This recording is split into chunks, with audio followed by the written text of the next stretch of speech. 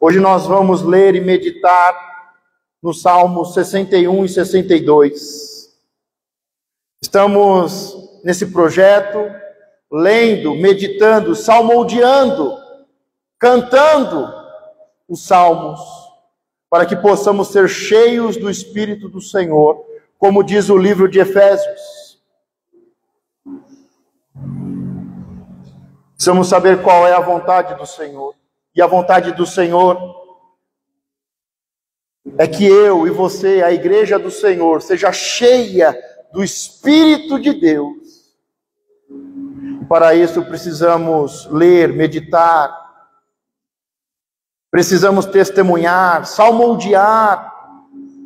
E é isso que nós estamos fazendo nesse projeto de salmos. Deus está te enchendo.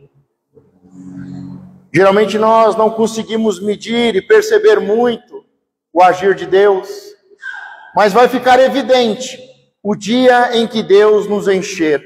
Sabe como? Sabe qual é a evidência? É quando a gente começa a transbordar. Deus é um Deus tão bom, tão maravilhoso, que tudo que Ele faz é bom. Quando Ele transforma água em vinho, é no melhor vinho, é no vinho mais caro. Quando Deus, Ele unge uma pessoa, nós concluímos no final, e Deus encheu o meu cálice, e o meu cálice transbordou, o cálice transbordou de unção. Deus sempre faz o melhor e faz além. Deus sempre faz transbordar. Quando Deus, Ele abençoa, como abençoou o nosso pai na fé, que não era, mas o Senhor disse: eu te farei uma bênção, um abençoador. Os que te abençoarem serão abençoados, e os que te amaldiçoarem serão amaldiçoados. E todas as famílias serão abençoadas. Nós sabemos que a maldição visita até a terceira e quarta geração. Mas a misericórdia do Senhor, a bênção do Senhor, alcança 1000 gerações. Nós sabemos, quando Deus abençoou, porque Ele nos dá uma medida recalcada, sacudida e transbordante. Não se preocupe, nesse processo de buscarmos o Senhor e sermos cheios, um dia você não vai ter mais dúvida, porque o sinal é claro. Quando o Senhor transforma, quando o Senhor dá, Ele unge. Quando o Senhor vem nos encher, sempre transborda. É sempre o melhor, é sempre abundante. A palavra diz que o inimigo veio para mentir, enganar, e com isso roubar, matar e destruir, mas Ele veio nos dar vida e vida em abundância. É sempre uma transformação, é sempre o melhor, é sempre mais, é sempre abundante. E quando isso acontece, todos percebem. Todos percebem. Diga: é ano de evidência. Quando isso acontecer, e já está acontecendo, o Senhor está nos enchendo e vai nos fazer transbordar de palavra de vida, de propósito, de missão, de prosperidade, de grande colheita. Mas para isso nós precisamos conhecer o Senhor e prosseguir em conhecer. O Salmo 61, nós vemos o salmista revelando várias facetas de Deus. E nós precisamos ter experiências com Deus para conhecer Deus. Não conhecemos Deus somente estudando de forma teológica. Não conhecemos Deus só lendo, só estudando. Nós conhecemos Deus, é no nosso culto racional, no nosso dia a dia, é praticando, e é quando vencemos.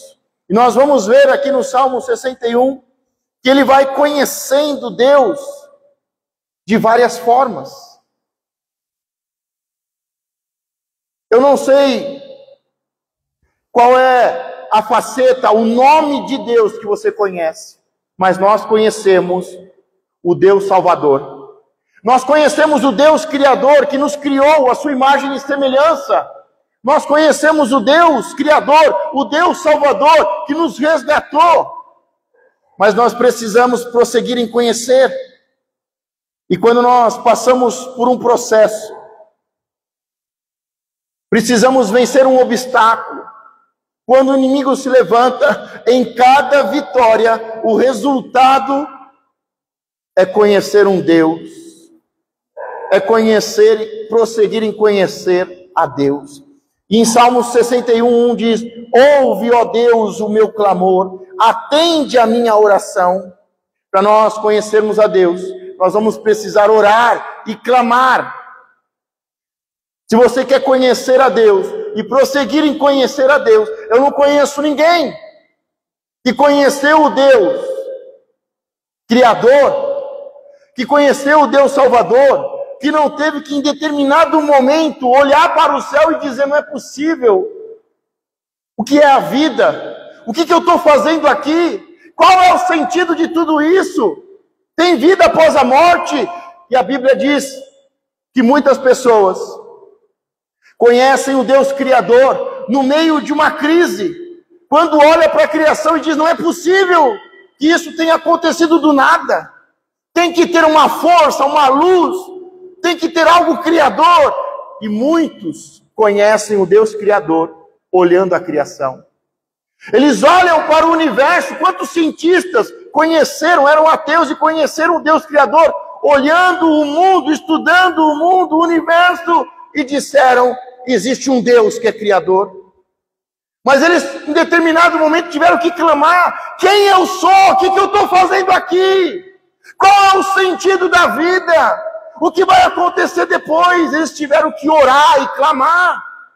A mesma coisa para todo aquele que foi salvo, que foi resgatado. Eu não conheço ninguém que foi salvo, que de repente, sem mais, sem menos, foi salvo. Ele, em determinado momento, ele teve que abrir a sua boca, ele teve que fazer uma oração e falar: eu não aguento mais. Eu não aguento mais. Eu preciso de uma mudança, eu não aguento mais viver.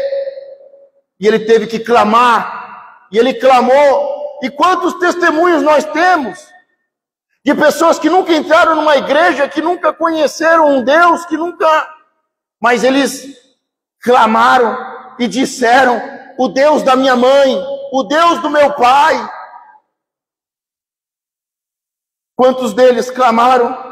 Quantos deles eram ateus e disseram: se existe um Deus, me responde, me ajuda, me socorre? Não tem como você querer conhecer Deus e prosseguir em conhecer Deus sem você clamar. Eu não sei qual é a sua oração, eu não sei qual é o seu clamor, mas se você quer conhecer o Senhor dos exércitos, que vai na frente e nos dá vitória, você vai ter que clamar: Senhor, eu ganho e eu perco. Eu tenho vitórias e derrotas, e mais são as derrotas, o que tem acontecido. Senhor dos exércitos, me dá vitória, vai na frente. Quando você ora e você clama, você vai conhecer Deus de uma forma diferente. Você vai prosseguir e conhecer um Deus de forma diferente. Quando estamos doentes, ou alguém muito próximo está numa cama, e nós temos que orar e clamar: Senhor, a vida é isso, vai acabar assim. O Senhor não faz milagres. O Senhor não é o mesmo de antes, de ontem. Se o Senhor é o mesmo, faz milagres na minha vida, me cura. E quando uma pessoa ora e ela clama, Deus responde. Quais são os nomes de Deus que você já conhece? Quais são os nomes, as facetas, os nomes que você conhece de Deus? O Deus Criador? Não tem como você se deparar com uma praia linda e olhar a criação e contemplar aquela criação e dizer: existe um Deus Criador. Não tem como você estar em uma situação tão difícil e você clamar a Deus e Deus não te responder e não te salvar, não te resgatar. Não tem como o inimigo te cercar e você clamar e o Senhor dos exércitos não te dar vitória. Não tem como uma pessoa dobrar os seus joelhos e clamar por um milagre, por uma cura, por uma porta de emprego, e Deus não responder. A Bíblia deixa bem claro: buscar-me-eis de todo o vosso coração. De todo o vosso coração. Aquele que busca o Senhor com todo o seu coração o achará. Qual é o Deus que você conhece?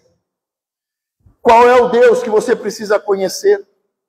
Qual é o nome do Senhor que você precisa prosseguir em conhecer? Você conhece o Deus que é dono do ouro e da prata? Quantas pessoas conhecem o Deus que abre portas de emprego? Quantos conhecem o Deus que levanta empresários? Quantos conhecem o Deus que tira de trás das malhadas, que tira do pó e coloca sentado com os príncipes? Qual é o Deus que você precisa conhecer? O Deus que coloca como cabeça? O Deus que é governo, que é rei dos reis? O Deus que é dono do ouro e da prata? Qual é o Deus que você precisa prosseguir em conhecê-lo? Ouve, ó Deus, o meu clamor, atende a minha oração, desde o fim da terra clamarei a ti. Quando o meu coração estiver desmaiado, leva-me para a rocha que é mais alta do que eu. O salmista aqui está dizendo: eu quero conhecer, eu quero prosseguir em conhecer o Deus que é a rocha. Eu quero construir a minha casa sobre a rocha. Eu não quero ter uma vida, uma casa, uma família e os filhos dos meus filhos sobre a areia, como uma areia movediça. Eu quero conhecer e prosseguir em conhecer aquele que é a rocha. Aquele que dá firmeza, aquele que dá fundamentos, que dá firmeza para que eu possa continuar crescendo e subindo. Precisamos conhecer o Deus rocha. É interessante que o povo, quando esteve no deserto, conheceu o Deus que abre o mar vermelho, conheceu o Deus que vinha como uma nuvem e dava sombra, conheceu o Deus que à noite não dorme e que à noite vinha como uma coluna de fogo, e também o Deus que era como uma rocha. O povo andava no deserto e sempre tinha uma rocha acompanhando eles. Precisamos conhecer o Senhor que é firme, que é rocha, que promete e não volta atrás, que é fundamento, que é palavra, que é viva e que não nos deixa cair. Quantas pessoas constroem a sua vida sobre areia e estão passando vergonha? Mas o salmista está dizendo: eu estou clamando, e eu quero prosseguir em conhecer o Senhor que é a rocha, que é firme. Eu não quero desfalecer. Se eu desfalecer, eu quero conhecer o Senhor que é a rocha. Versículo 3: pois tem sido um refúgio. Diga: o Senhor é refúgio. Ele é rocha, Ele é refúgio, Ele é fortaleza. Pois tem sido um refúgio para mim e uma torre forte contra o meu inimigo. Ele é o nosso refúgio e a nossa fortaleza. Estamos vivendo o nosso dia a dia e o inimigo se levanta e nós temos um refúgio. Nós não corremos para trás de uma árvore com medo, fugindo e se escondendo do Senhor. Quando nós erramos, nós pecamos, nós não fugimos para trás de uma árvore e da árvore da ciência do bem e do mal. Nós corremos para o Senhor, nós pedimos perdão, nós nos arrependemos, nós quebrantamos o nosso coração, porque Ele é refúgio.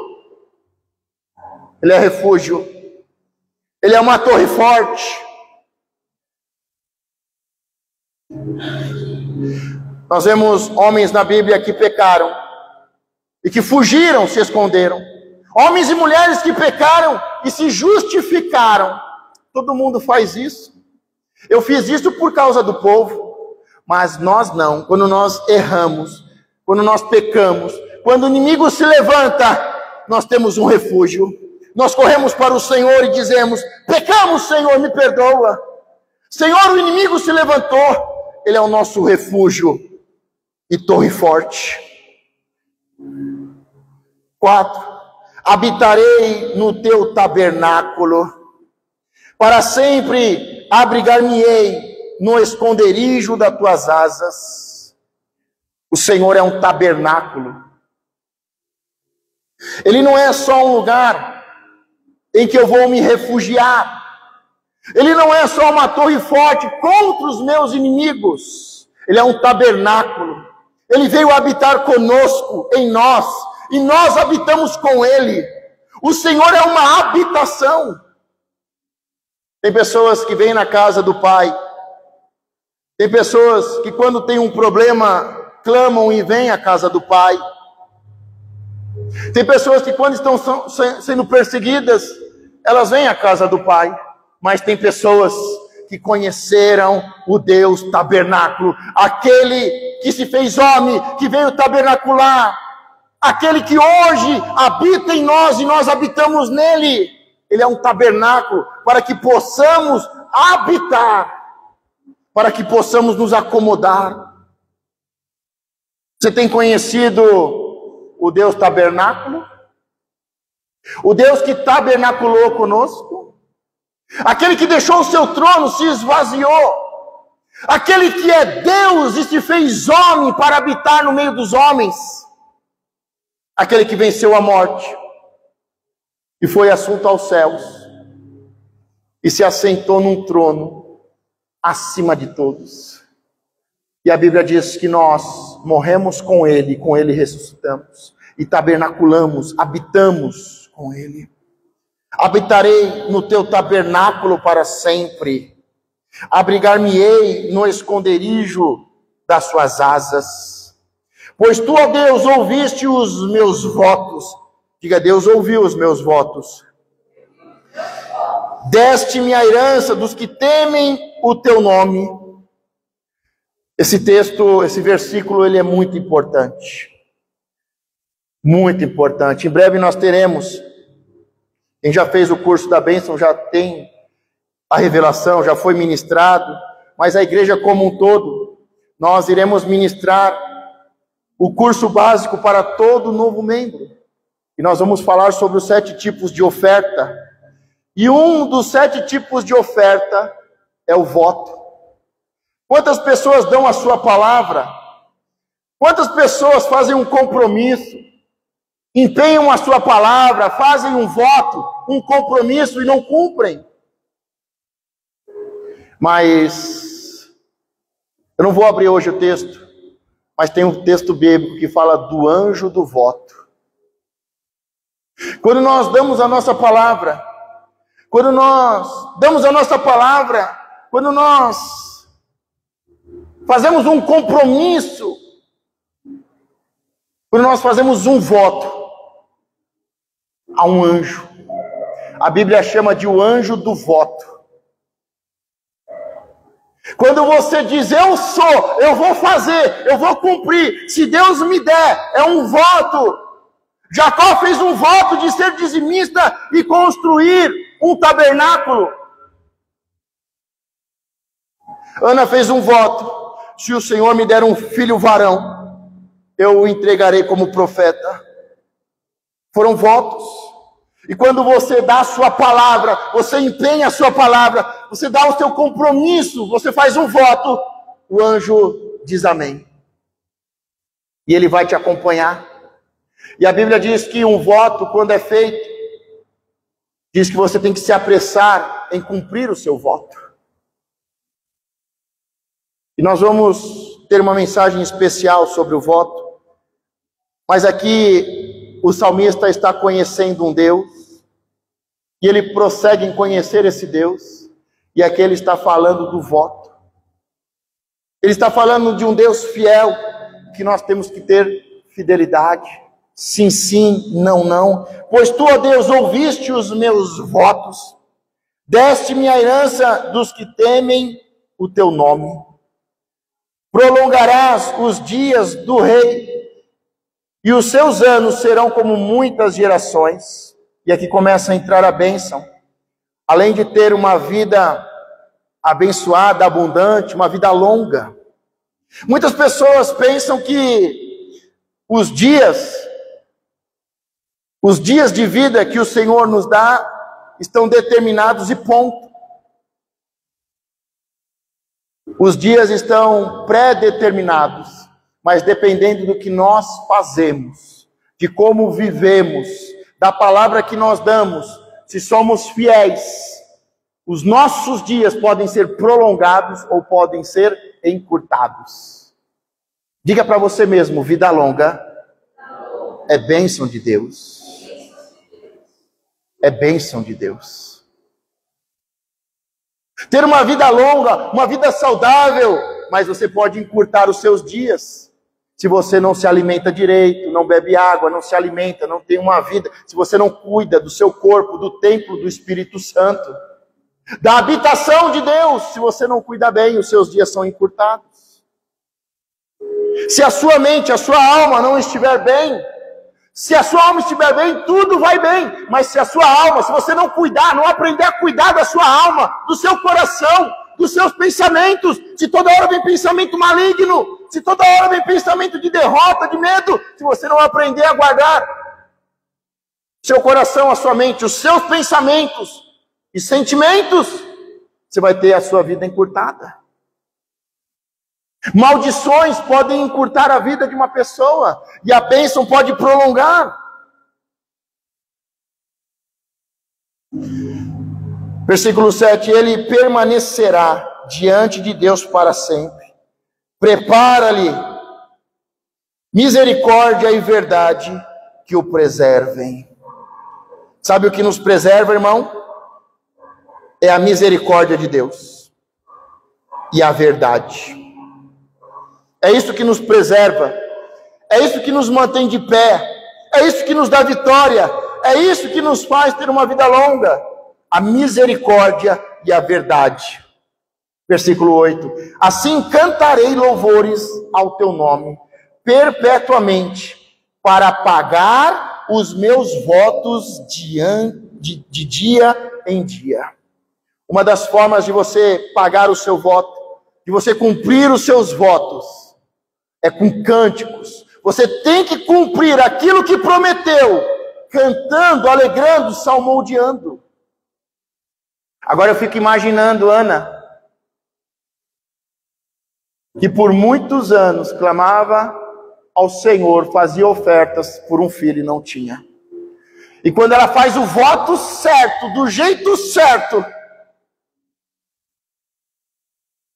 o Senhor responde e dá um filho varão,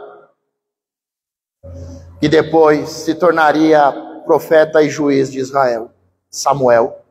Mas ele está mamando, está crescendo, e chega a hora de desmamar. E ela, quando vai desmamar, ela tem que levá-lo ao templo e entregá-lo ao sacerdote, porque ela fez um voto. Se o Senhor me der, eu te entregarei um nazireu, um profeta. E com 5 anos, Samuel, ele vai viver no templo, criado pelo sacerdote. E ela tem que subir cantando, salmodiando. Nós temos que aprender a ter força moral. Muitas pessoas buscam uma força espiritual, uma unção, mas nós precisamos sim de uma força espiritual, de uma unção, para sermos, para fazermos e para chegarmos, para sermos o que nunca seríamos, para fazermos o que é impossível ao homem e para chegarmos aonde o Senhor prometeu. Precisamos sim de uma força espiritual, de uma unção do Espírito do Senhor, mas é muito importante antes termos uma força moral, um caráter, uma palavra, sim, sim, não, não. Temos que ter uma força espiritual e temos que ter uma força moral. Temos que ter unção e temos que ter caráter. Muitas pessoas hoje têm unção, mas não têm caráter. São os líderes, como Saul, são chamados à promessa, vão se tornar reis, unção, vitória, mas em determinado momento a força moral, o caráter, coloca tudo a perder. Tenha força moral e força espiritual. Temos que ter um voto, uma palavra sim, sim, não, não. Isso é certo, isso é errado. Isso eu não faço, isso eu faço. Isso não agrada a Deus, isso agrada a Deus. Isso eu vou fazer porque eu dei a minha palavra. Eu casei, eu disse sim. Sim, sim, não, não. Não podemos sermos homens e mulheres fracos moralmente, que no meio de uma roda, em volta de uma fogueira, você é crente? Você conhece ele? Não, não, eu não conheço, eu não sou crente. Sim, sim, não, não. Precisamos de uma força moral e de uma força espiritual. Assim cantarei louvores ao teu nome perpetuamente, para pagar os meus votos de dia em dia. Salmo 62. A minha alma espera somente em Deus. Dele vem a minha salvação. Quando os discípulos viram Jesus chamando um homem rico e dizendo: pega toda a sua riqueza, vende e dá aos pobres, e depois me segue. Quanta confusão. O que Jesus está dizendo para este jovem príncipe rico, ele está dizendo: o dinheiro e os pobres são secundários. Deixa tudo isso e vem me seguir, porque a sua vida vai ser muito mais nobre, vai ser muito mais abençoada quando você me tiver como prioridade. As pessoas pensam: não, o evangelho é pegar tudo e dar ao pobre. E se tornam discípulos de Judas. Para que pegar o dízimo? Pega o seu dízimo e dá aos pobres. Quando Judas e os discípulos falaram isso, o Senhor falou: não, não. Primeiro eu. Os pobres sempre estarão convosco. Sempre vai ter oportunidade de você ser um abençoador e abençoar o necessitado. Mas primeiro eu. Essa mulher primeiro fez para mim. E a gente sabe que todo aquele que diz, pega o dízimo e dá para o pobre, é ladrão. E a Bíblia diz que os ladrões não herdarão o reino. Não está dizendo que não vai ser salvo. Está dizendo que nunca vai ter uma vida de príncipe e princesa. Nunca vai ser cabeça. E Jesus deixa bem claro para esse jovem, porque esse jovem diz: olha, o que eu faço para herdar a vida eterna? Ele já era salvo. E o Senhor diz: conhece os mandamentos? Conhece a palavra? Conheço desde a minha meninice. Cresci praticando a palavra. O Senhor olha para ele. O Senhor fica admirado e cheio de compaixão, porque ele é uma pessoa boa e temente que faz o bem. Só que ainda falta algo. Ele é jovem, ele tem força, ele é rico, ele é príncipe. Mas ele procura o Senhor, porque ele quer continuar, ele quer prosseguir em conhecer o Senhor. E ele diz: como é que eu faço para herdar a vida eterna? E o Senhor pergunta: e a palavra? Você conhece a palavra? Você guarda a palavra? Você cumpre a palavra? Sempre, desde pequeno. O Senhor olhou para ele com muita compaixão. O Senhor não olhou para ele com interesse.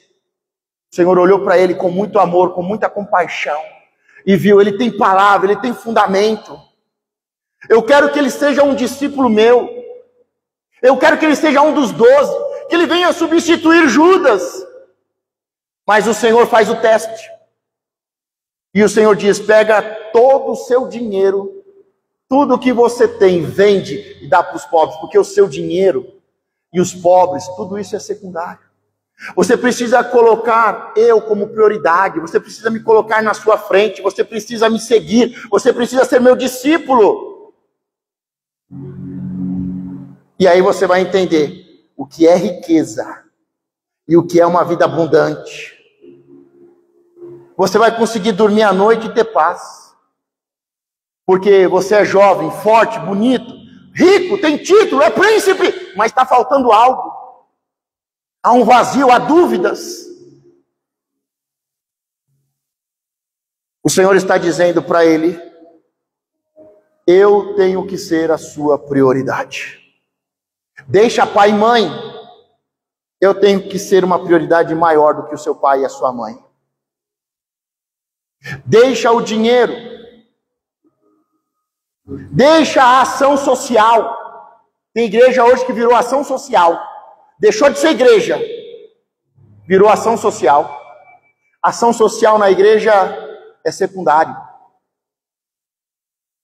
Porque a coisa mais importante que tem é colocarmos Deus e o seu reino em primeiro lugar. A minha alma espera somente em Deus. Dele vem a minha salvação. Só Ele é a minha rocha e a minha salvação. É a minha defesa. Não serei grandemente abalado. Até quando maquinareis o mal contra um homem? Sereis mortos. Todos vós sereis como uma parede encurvada e uma sebe prestes a cair. Quando nós clamamos ao Senhor e colocamos Deus como prioridade, e a nossa palavra é sim, sim, não, não. Nós não ficamos como uma parede torta. Nós não ficamos como uma árvore que está prestes a cair. Nós estamos sobre a rocha. Nós somos firmes. Nós temos o Senhor como refúgio, como fortaleza. Nós habitamos no Senhor, o Senhor habita em nós. O Senhor prolonga os nossos dias de vida. E nós cantamos alegremente. Vamos até semeando com lágrimas, mas voltamos com uma grande colheita, alegres. 4. Eles somente consultam como hão de derrubar da sua excelência. Deleitam-se em mentiras, com a boca bendizem, mas nas suas entranhas maldizem. Essa parte dos Salmos, o salmista está falando sobre os servos ruins, sobre o servo mau, que não é bom, que não é fiel. Ele está falando dos servos que falam uma coisa, mas no seu coração a outra. Que com a boca até falam, até cantam, mas o seu louvor é mentiroso, é da boca para fora, não vem do coração. Não vem do coração, não vem com amor, não vem com verdade, não vem com entrega. Temos que tomar muito cuidado para não nos tornarmos homens e mulheres más. Que fica olhando e buscando, esperando a queda do próximo, ou até mesmo planejando a queda do nobre. Nós temos que olhar, temos que aprender, temos que louvar. Mas muitos cristãos têm se tornado pessoas más. Dão até tapinha nas costas e dizem parabéns, mas lá dentro do coração há uma indignação, uma injustiça, uma inveja. Temos que tomar muito cuidado, porque muitas pessoas caíram nisso. E se muitos caíram, nós temos que vigiar. Quem está em pé, vigie para que não caia. Versículo 5. A minha alma espera somente em Deus. Novamente ele diz, a minha alma espera em Deus, porque dele vem a minha esperança. O Senhor nos salva e Ele é a nossa esperança. Ele começa dizendo, eu confio no Senhor, eu espero no Senhor. Ele é o Deus Salvador. Mas aqui ele diz, Ele é a minha esperança. Eu confio nele, nele eu espero. Uma das coisas mais difíceis é nós aprendermos a esperar. As coisas precisam ser feitas para ontem. Não temos paciência. Não conseguimos esperar o Senhor com paciência para sermos renovados como uma águia. O Senhor é o seu Salvador? Você precisa conhecer o Senhor. Esperança.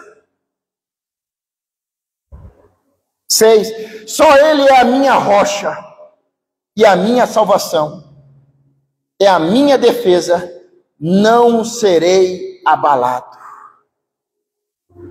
7. Em Deus está a minha salvação e a minha glória, a rocha da minha fortaleza e o meu refúgio estão em Deus.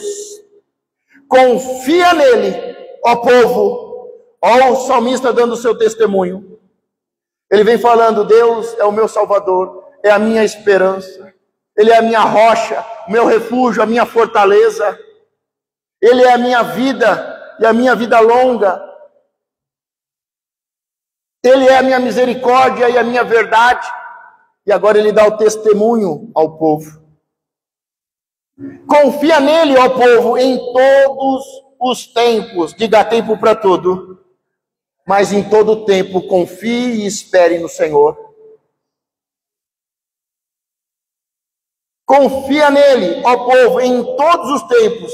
Derramai perante ele o vosso coração. Deus é o vosso refúgio. Certamente que os homens de classe baixa são vaidade, e os homens de ordem elevada são mentira. Pesados em balança, eles juntos são mais elevados do que a vaidade.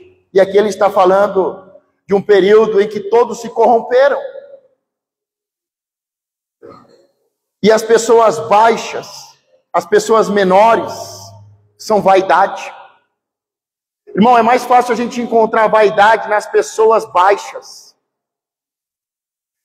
Geralmente a gente acha que as pessoas altas, os líderes, os ricos, são vaidosos. Não, não. Geralmente a vaidade está nas pessoas menores e mais baixas. As pessoas mais vaidosas que eu conheci são as pessoas menores, pequenas. São pessoas necessitadas e pobres. Geralmente o baixo, o pobre, ele é muito vaidoso. E nós não percebemos. Porque nós nem sabemos o que é vaidade, como a vaidade se manifesta. Mas geralmente as pessoas mais necessitadas, mais carentes, mais baixas, mais pobres, são as mais vaidosas. A vaidade, o orgulho e a soberba precede a queda. Quanto mais vaidoso, menor e mais pobre. Só que do outro lado nós temos líderes e pessoas ricas que mentem, que enganam. Sabe, quando você conhece uma pessoa rica, é fácil você distinguir duas coisas. Ou ele olha para você assim, ó, um nojo. Eu e minha família foi visitar uma cidade muito rica. E a gente, né, pessoal do interior de Suzano, na cidade rica, passeando. E aí meus filhos veem a diferença. Só que eu tenho uma técnica para andar em uma cidade rica. Eu ando assim que nem eles, assim, ó. Tá, você puxa um pouquinho aqui, ó, a parte do nojinho. Você olha para todo mundo de nojo, entendeu? Aí eles até acham que eu sou rico que nem eles. Então, geralmente é uma pessoa muito alta, muito elevada, seja em liderança, em dinheiro, eles são mentirosos.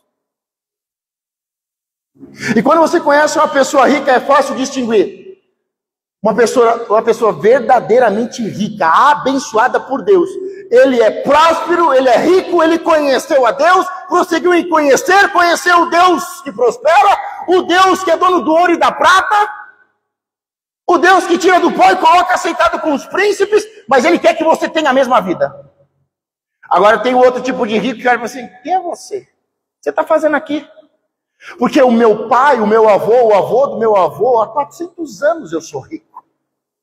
O que você está pensando? Você pode ter dinheiro, mas você nunca vai ser como eu. São mentirosos. E aqui a palavra diz que no tempo em que todos se perderam pela vaidade ou pela mentira. E que colocou na balança tudo isso. E o que mais pesa é a vaidade. A vaidade é pesada, irmão. A vaidade é muito pesada. Quantas pessoas caindo em um pecado, em um abismo após o outro, por causa da vaidade. Meu irmão, como seria fácil sermos humildes, simples, para aprender. Jesus chama e lhe diz, venha e aprenda comigo, que eu sou humilde e manso, venha aprender. Hoje eu estava com o apóstolo e aí estão fazendo a colônia, é uma obra de arte. E aí estava o rapaz lá fazendo, e ele olhando, eu chegando, aproximando, assim, né, e vendo o que eu ia falar. A última vez que eu fiz isso aí, eu fiz com uma mão atrás, brincando, desdenhando com ele, né? Essa técnica eu ainda não conheço, né? Essa técnica é só minha. Mas uma obra de arte, fazendo algo extremamente bem feito, bonito, lindo. Mas a vaidade é pesada. Aí, conversando, ele falou, eu dificilmente conseguiria subir num púlpito. Aí ele falou, não, mas se você quiser aprender, é fácil. Eu não aprendi, eu não nasci sabendo. Alguém teve que me ensinar. Ele falou, se eu quiser ser pastor, é muito difícil, mas alguém vai ter que me ensinar. Humildade para aprender. Humildade para não errar. Humildade para escolher. A Bíblia diz que a vitória está na multidão de conselhos. Mas quantas pessoas vaidosas e mentirosas. Jesus nos chamou, venha. Não é só trocar o fardo. Não é um interesseiro. Venha, troque o fardo. Seu fardo é pesado, o meu é leve. Troca comigo. Leva o fardo mais leve. Eu vou levar o fardo pesado. Eu vou vencer a morte por você. Mas vem e aprende. Aprende a andar comigo. Como falta humildade para a gente aprender. Aprender as coisas. Às vezes a cara fala, não, você precisa falar, precisa testemunhar, precisa ensinar. Precisa... Assim, não, eu só preciso caminhar. Só preciso caminhar. O humilde vai aprender. O humilde vai perguntar. O humilde, quando errar, ele vai se arrepender, vai pedir perdão, ele vai falar o que eu fiz de errado, como é que eu mudo, como é que eu conserto. É isso que o Senhor espera de nós. Ele não quer que você pegue o fardo e saia fazendo. Não, ele quer que você aprenda. Humildade. Humildade, humildade. 9. Certamente que os homens de classe baixa são vaidade, e os homens de ordem elevada são mentira. Pesados em balança, eles juntos são mais leves do que a vaidade. Todo o nosso pecado junto é mais leve do que a vaidade. Abra mão da vaidade, do orgulho, da soberba. Venha, o Senhor nos chamou para sermos humildes e aprendermos. Não confieis na opressão, nem vos ensoberbeçais na rapina. Se as vossas riquezas aumentam, não ponhais nela o coração. Aonde estiver o seu coração, ali está a sua riqueza. Coloque o seu coração em Deus. Deus falou uma vez, 2 vezes ouvi isto, que o poder pertence a Deus. Eu vou repetir. Deus falou uma vez, 2 vezes ouvi isso, que o poder pertence a Deus. Ele levanta, ele abate reis. A ti também, Senhor, pertence a misericórdia, pois retribuirás a cada um segundo a sua obra. A salvação é graça, mas a recompensa, o crescimento, a prosperidade, a bênção é resultado de obras, e obras de justiça. Quando aqui fala que o versículo que eu pedi para repetir, Deus falou uma vez. Deus só falou uma vez com o vento e com a água. Deus é poder, Ele é autoridade. Deus falou uma vez, 2 vezes ouvi isto, que o poder pertence a Deus. Toda a criação sabe quem é o poder e quem é a autoridade. Quando Deus falou, quando Deus deu ordem às estrelas, à água do mar, quando houve uma perturbação e um vento forte, uma tempestade e as ondas do mar, iam matar os discípulos, Jesus falou uma vez. Com a criação, Deus falou uma vez. Agora, quantas vezes Deus precisa falar comigo? Quantas vezes Deus precisa me chamar? Quantas vezes Deus precisa puxar minha orelha? Quantas vezes Deus precisa falar: Moisés, vai lá. Moisés, eu estou te enviando. Não, porque isso, não, porque aquilo outro, não, porque não vão acreditar, não, porque eu não tenho capacidade. Deus fala uma vez com todo o universo. E Ele conhece o nome de cada estrela. Ele conta as estrelas, Ele conta os grãos de areia. Ele tem todo o poder e toda a autoridade. Ele é o todo-poderoso, possuidor dos céus e da terra. Ele criou, Ele tem o poder, Ele tem a autoridade, Ele conhece. E Ele deu um decreto: até aqui você vai, daqui em diante você não pode ir. E o universo obedece o Senhor. Mas quantas vezes o Senhor tem que falar? Quantas vezes nós fazemos um voto e não cumprimos? E o anjo do voto depois vai cobrar. Sabe por que Jacó teve uma luta com o anjo? Que anjo é esse? Porque ele ainda não tinha cumprido a palavra. Porque ele ainda não tinha entregue o dízimo. E ele vai ter que lutar com o anjo do voto, porque ele fez um voto. Tem muita gente tomando uma surra, não é do diabo, mas é do anjo do voto. Porque se Deus abrir essa porta, eu vou fazer. Porque se Deus me der, eu vou dar. Tem gente que está apanhando, é do anjo do voto. E enquanto você não for ferido por ele, e você for derrotado por ele, para ele deixar você vencer, e cumprir o seu voto, as coisas não andam. Quantas vezes Deus vai ter que falar com a sua igreja? Quantas vezes o povo vai se desviar? Quantas vezes o povo vai ser enganado por mentiras? Quantas vezes vamos cair na vaidade?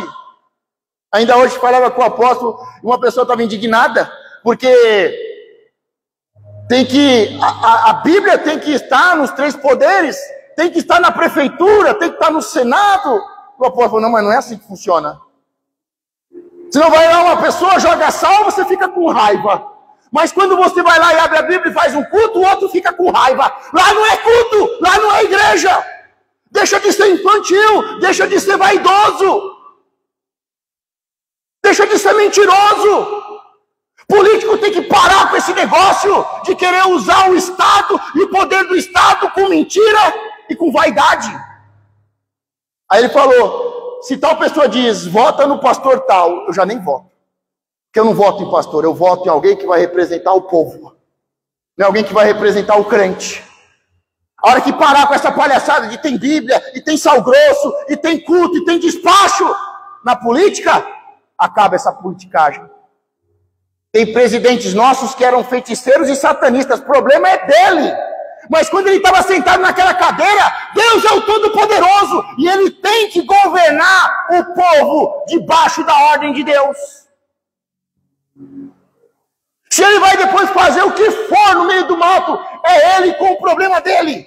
Mas como presidente na cadeira, Ele não tem direito de jogar sal grosso e nem de abrir a Bíblia lá.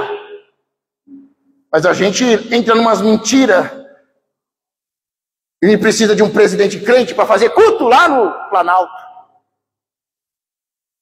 E geralmente são os crentes que nunca vão nem em culto. São um bando de vaidosos, mentirosos.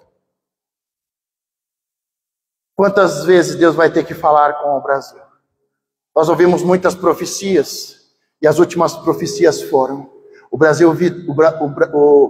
Deus visitou o Brasil, só que o Brasil perdeu a primeira visita de um grande avivamento para ser celeiro para o mundo.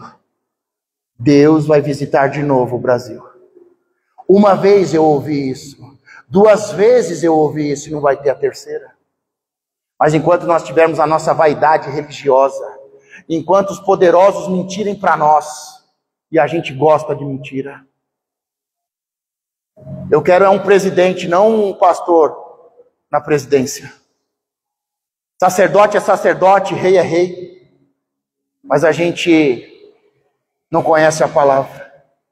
Quando um rei quis entrar no tabernáculo para louvar o Senhor, os sacerdotes tentaram impedi-lo, mas aquele rei soberbo que não podia entrar no tabernáculo, entrou. E quando ele foi adorar a Deus com incensário, veio lepra sobre a testa.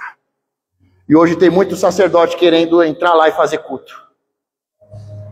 E está ficando leproso. É vergonha para nós. É maldição para nós. Nós precisamos ouvir a voz de Deus. Deus falou uma vez, 2 vezes ouvi isso, que o poder pertence a Deus. Se coloque de pé. Se coloque de pé. Meu irmão, não tem nada melhor do que você pedir conselho para um sábio e você andar com um sábio. Que Deus abençoe o nosso apóstolo.